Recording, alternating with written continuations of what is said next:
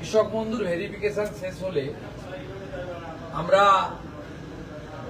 কৃষি জমি থাকলেই তাদেরকে 4,000 টাকা করে দেবো।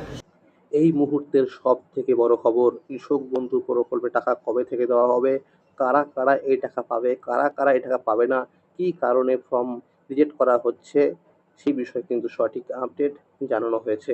তাই বন্ধুরা ভিডিওটি সম্পূর্ণ দেখুন এবং সঠিক তথ্য জেনে নিন। কৃষক বন্ধু প্রকল্পে বছরে দুটি সমান কিস্তিতে অর্থাৎ খরিফ ও রবি মরশুমে আর্থিক সহায়তা দেওয়া হয়। এপ্রিল থেকে সেপ্টেম্বরের মধ্যে খরিফ মরশুমের জন্য প্রথম কিস্তি দেওয়া হয়, আর রবি মরশুমে দ্বিতীয় কিস্তি টাকা মেলে অক্টোবর থেকে মার্চ মাসের মধ্যে। 1 একর বা তার বেশি চাষযোগ্য জমি থাকলে দেওয়া হয় বছরে 10,000 টাকা করে। 1 একরের কম চাষযোগ্য জমি থাকলে দেওয়া হয় বছরে 4,000 টাকা করে। 18 থেকে 60 বছর বয়সী সুবিধাভোগী কৃষকের মৃত্যু হলে তার বৈধ উত্তরাধিকারীকে 2 লক্ষ টাকার এককালীন অনুদান দেওয়া হয়। অন্যদিকে বিধবা ভাতা, প্রতিবন্ধী ভাতা ও বার্ধক্য ভাতার মে মাসে 1,000 টাকা ছাড়া হয়েছে। তবে জুলাই মাসের 1,500 টাকা আগস্ট মাসে দেওয়া শুরু হবে বলে জানিয়েছেন মুখ্যমন্ত্রী। তার জন্য নোটিশ দেওয়া হয়েছে। কৃষক বন্ধু ভেরিফিকেশন সম্পূর্ণ হবার পরেই যোগ্য কৃষকদের নামের তালিকা প্রকাশ করবে বলে জানা যাচ্ছে। যাদের নাম থাকবে শুধুমাত্র তারাই টাকা পাবে। তো বন্ধুরা, ইতিমধ্যেই কিন্তু কৃষক বন্ধু ভেরিফিকেশন প্রক্রিয়া চলছে। তো বলা হয়েছিল যে জুলাই মাস পর্যন্ত ফর্ম জমা নেওয়া হবে। তো এখনো কিন্তু 7 থেকে 8 দিন বাড়ানো হয়েছে বেশ কিছু কৃষি অফিসে। যারা এখনো জমা করতে পারেননি ভেরিফিকেশন ফর্ম, তারা কিন্তু ফর্ম জমা করতে পারবেন। মনে রাখবেন, এই ভেরিফিকেশনে কিন্তু বহু কৃষকের নাম বাদ গেছে। তো কি কি কারণে বাদ যাচ্ছে সে বিষয়ে কিন্তু আলোচনা করা হয়েছে এই ভিডিওটির মাধ্যমে। তাই ভিডিওটি সম্পূর্ণ দেখুন এবং সঠিক তথ্য জেনে নিন। মুখ্যমন্ত্রী শুভেন্দু অধিকারী জানিয়েছেন, কৃষক বন্ধু ভেরিফিকেশন সম্পন্ন হলেই কৃষকদেরকে টাকা দেওয়া শুরু হবে। সূত্রের খবর, কৃষক বন্ধু প্রকল্পে টাকা আগস্ট মাসের সম্ভাব্য 17 থেকে 21 তারিখের মধ্যে টাকা দেওয়া শুরু হতে পারে। পিএম কিষাণ প্রকল্পে আবেদন করতে হলে জমির রেকর্ড থাকতে হবে 1 ফেব্রুয়ারি 2019-এর আগে। যে সমস্ত কৃষকরা জনকল্যাণ শিবিরে গিয়ে পিএম কিষাণ প্রকল্পে ফর্ম জমা করেছিলেন তাদের ডকুমেন্টসগুলো ভেরিফিকেশন করা হচ্ছে এবং যাদের সঠিক ডকুমেন্টস থাকবে তাদের নাম পোর্টালে আপলোড করা হবে। এই উপভোক্তারা আগামী 24 নং কিস্তি থেকেই টাকা পেতে শুরু করবে বলে সূত্রের খবর।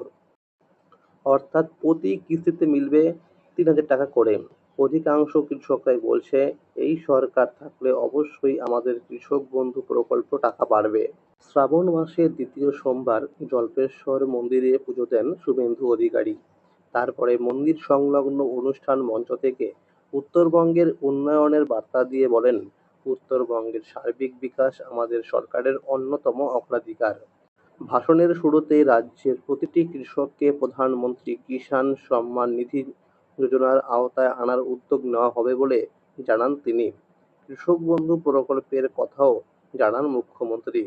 যারা কোনো কারণে প্রধানমন্ত্রী কিষাণ সম্মান নিধি যোজনার সুবিধা পাবেন না, তাদের এই প্রকল্পের সুবিধার আওতায় আনা হবে ঘোষণা করে শুভেন্দু অধিকারী। বলেন, সেই সব কৃষকদের কৃষক বন্ধু প্রকল্পের আওতায় বছরে 4,000 টাকা করে দেওয়া হবে। তবে তার জন্য অন্তত 1 শতক জমি থাকতে হবে। কৃষক বন্ধু ভেরিফিকেশন ফর্ম রিজেক্ট হওয়ার কারণ কি? 1 নম্বরে বলা হয়েছে, জমির বৈধ কাগজপত্র না থাকলে অনেক কৃষকের নাম তালিকা থেকে বাদ যাচ্ছে। 2 নম্বর, একই জমির রেকর্ড ব্যবহার করে একাধিক ব্যক্তি কৃষক বন্ধুর সুবিধা নিয়ে থাকলে যাচাইয়ের সময় সেই ধরনের কৃষকদের নাম বাতিল করা হচ্ছে। 3 নম্বর, আধার কার্ড, ভোটার কার্ড এবং জমির কাগজপত্রে তথ্য বা নামের মিল না থাকলে ভেরিফিকেশন রিজেক্ট হচ্ছে। 4 নম্বর, যেসব কৃষকের মৃত্যু হয়েছে অথচ এখনো তাদের নাম তালিকায় রয়েছে, যাচাইয়ের সময় সেই নামগুলো বাদ দেওয়া হচ্ছে। 5 নম্বর, ভোটার তালিকায় নাম না থাকলে অনেক ক্ষেত্রে ভেরিফিকেশনে সমস্যা হচ্ছে। তবে সিএএ সংক্রান্ত বা ট্রাইব্যুনালে নাম থাকা ব্যক্তিদের ক্ষেত্রে প্রযোজ্য সরকারি নিয়ম অনুযায়ী সিদ্ধান্ত নেওয়া হবে। ৬ নম্বর বলা হয়েছে, যারা অন্যের জমিতে চাষ করেন কিন্তু নিজের নামে কোনো জমির কাগজপত্র নেই, তাদের অনেকের নামও যাচাইয়ের সময় বাদ যাচ্ছে বলে বিভিন্ন সূত্রে জানা গেছে। এরপরে ৭ নম্বরে বলা হয়েছে, একই ব্যক্তি যদি ভুলবশত বা অন্য কোনো কারণে একাধিকবার কৃষক বন্ধু টাকা পেয়ে থাকেন, তাহলে কৃষি দপ্তর থেকে নোটিশ পাঠানো হচ্ছে এবং অতিরিক্ত পাওয়া অর্থ ফেরত দেওয়ার নির্দেশ দেওয়া হচ্ছে।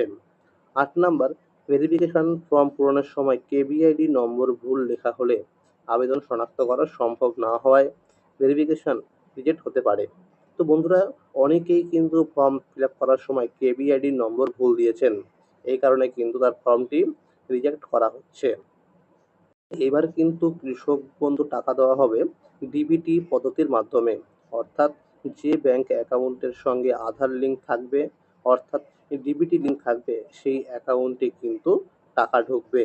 আর অবশ্যই কিন্তু ব্যাংক অ্যাকাউন্টের সঙ্গে কেওয়াইসি আপডেট করে রাখবেন, তা না হলে টাকা ঢুকতে কিন্তু সমস্যা হবে। আর মনে রাখবেন, খুব শীঘ্রই কিন্তু কৃষক বন্ধু প্রকল্পের অফিসিয়াল ওয়েবসাইটে এই স্ট্যাটাস চেক করলে দেখা যাবে যে আপনার ফর্মটি রিজেক্ট করে দিয়েছে না অ্যাকসেপ্ট করে দিয়েছে।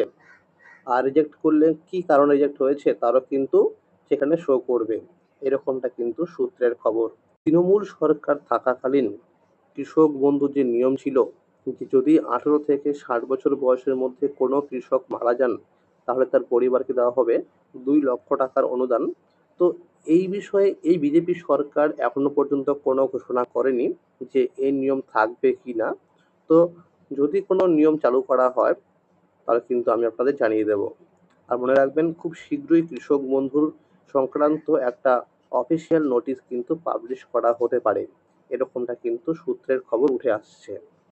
তাহলে বন্ধুরা, আজকের এই ছিল কৃষক বন্ধু প্রকল্পের গুরুত্বপূর্ণ আপডেট।